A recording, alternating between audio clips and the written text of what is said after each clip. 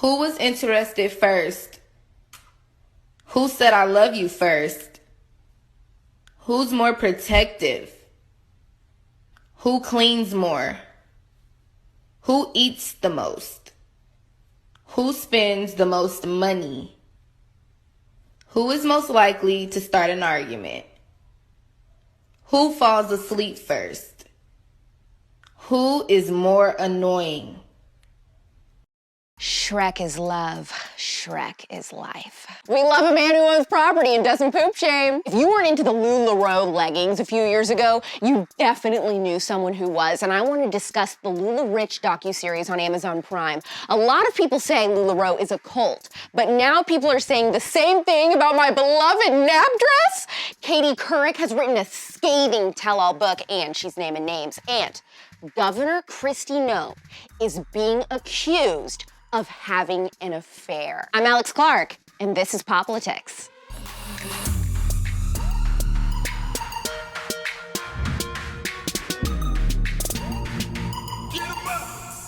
Have you ever been invited to a Lularoe pop-up shop, sold it, worn it, been approached to sell it by the girl who used to bully you in middle school? You caught me. One of my coworkers told me I had to watch this mini docuseries on Amazon Prime called LulaRICH. So I started it last night. Bruh. Oh my God. I despise these MLM cults. Lularoe. What in the hell? Lularoe, what is that? We are creating confidence and security. I had achieved the dream. I was selling magic leggings. This is a huge opportunity in America. Women were selling breast milk so they could afford startup costs. It had just become a circus. Mark starts spouting off passages from the Book of Mormon. A mass delusion. Oh my God, I'm in a cult. Did any of them have a clue how to run a company of this size? No. I've always operated by this rule. If a company requires you to buy products to sell, you are the customer. You will end up in a never-ending hole. People's lives and families get ruined from this stuff. Get the hell out of here. Did you know that there are anti-MLM therapists out there? Talk about the dark side of retail therapy. It's not a pyramid scheme. It's not even a scheme per se.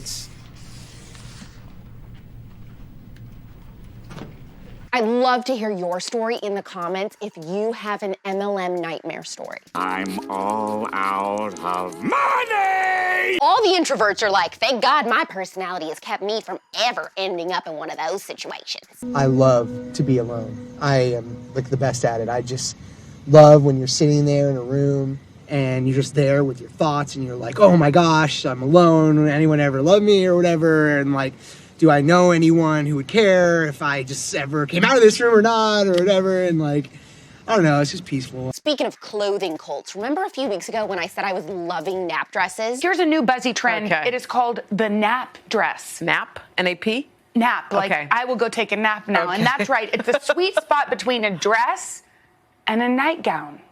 So perfect for life in 2020 when we got nowhere to go. Well, an investigative reporter who I like to follow from BuzzFeed named Stephanie McNeil wrote a piece called The Cult of the Nap Dress. This is a cult.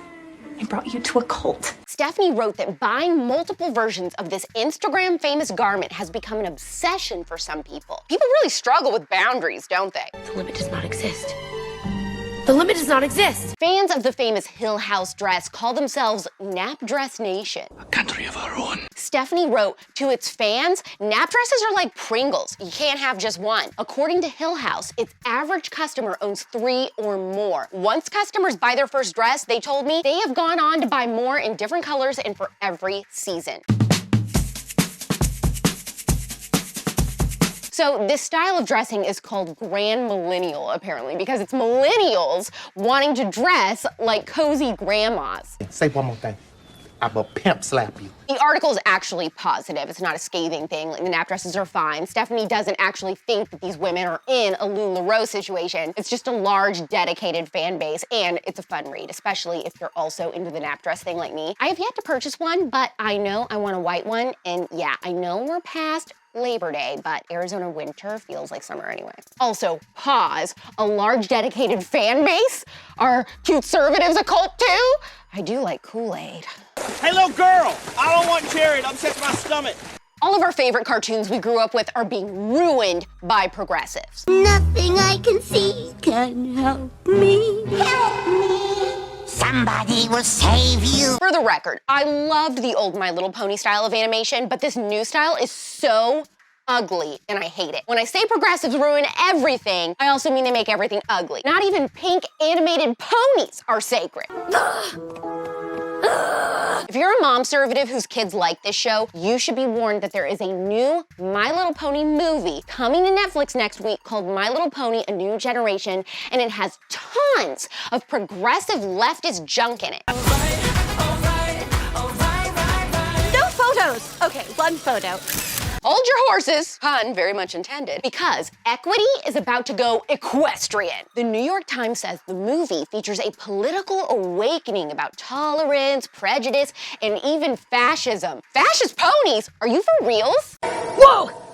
Dude, that's creepy. Breitbart wrote that the movie will be a story about Earth ponies who are anti-magic or anti-science and prone to fear-mongering. Oh, I see what they're doing here. But maybe it's the pro-magic ponies that are still living in fear while the other ones are just trying to live their normal lives and keep their pony rights. You really cooking up a little scheme here, aren't you? Mom-servatives, you'll have to watch it first. Let us know if it really is garbage or if the wokeness is being a little overblown. What in tarnation? Katie Couric just dropped a very juicy tell-all memoir. I love memoirs. They're sort of like having coffee with someone who wants to spill all the tea. The United States is deeply unpopular in Pakistan. Do you think the Pakistani government is protecting al-Qaeda within its borders? The book is called Going There, and the New York Post says that in the book, Katie is leaving no colleague, lover, or famous friend untorched. She mocks and puts down everyone from celebs like Martha Stewart and Prince Harry to industry colleagues like Deborah Norville and the late Larry King. Even her exes, like TV producer Tom Werner, don't escape unscathed. That's why I went to therapy.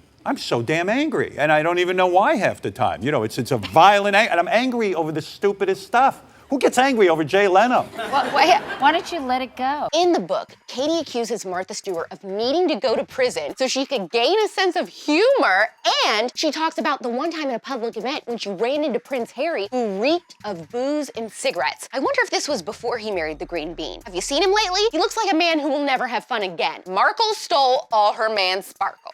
You smells like an armpit. I'm just glad Katie's naming names. It sort of looks like she has a social death wish or something, which is great for all of us readers. That's why Jessica Simpson's memoir was so good, because she didn't try to protect anyone. She laid it all out.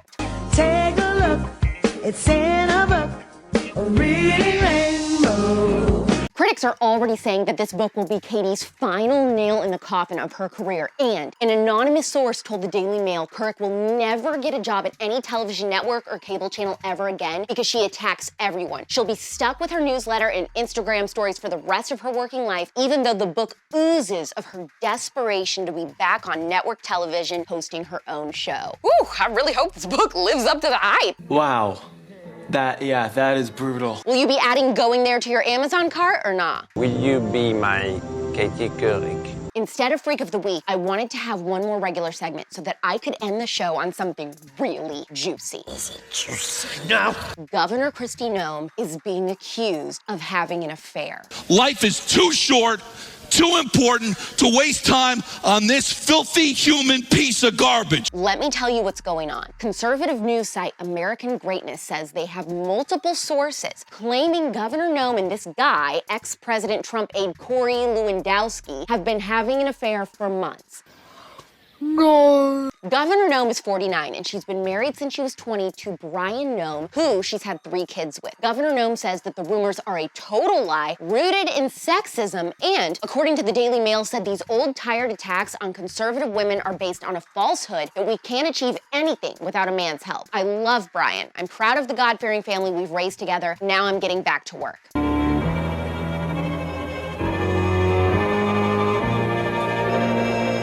This Corey Lewandowski guy is 48, married since 2005, and has 4 kids. This site, American Greatness, claims that the affair has been going on for months and that Governor Noem's chief of staff, Joshua Shields, even resigned because of butting heads with Couric. It's gonna be so bad. Obviously, the governor is denying it. I sincerely hope it's not true. I will say I have heard these rumors myself. I'm not saying that I've heard they're true. I'm just saying I've heard rumors. And unless there is definitive proof, I believe Christy. What about you? Oh my God. So today was a wild ride, I know, but if you don't want the wild stories to end, go listen to today's brand new episode of The Spillover. It is out on Apple Podcasts and Spotify. Mitzi Sanchez comes on to tell the story of being abducted at 8 years old by a child serial killer and escaping after being held captive for 3 days. Please subscribe to The Spillover after you listen. Leave a 5-star review. Send the new episode of The Spillover to all your friends, true crime lovers, or just parents that need to know how to teach their children to be safe. Also, check out the Mitzi Sanchez Foundation and support the work that she's doing for missing kids and their families. Today was strawberry jam-packed. Please show my team that you appreciate all the hard work that goes into making these episodes. Hit the heart button. What is your MLM story? Do you believe Governor Noem and that she's not having an affair? Share this episode to your stories and with 2 people that you know used to love Lularoe. And last but definitely not least, hit that save button. It's like magical. We're back Monday at 4 p.m. Eastern, 1 p.m. Pacific. Also, FYI, there is limited stock left of the Big Gov is Spoopy sweatshirt. Get it while it's hot. It's pop culture without the propaganda every single day. I'm Alex Clark, and this is POPlitics.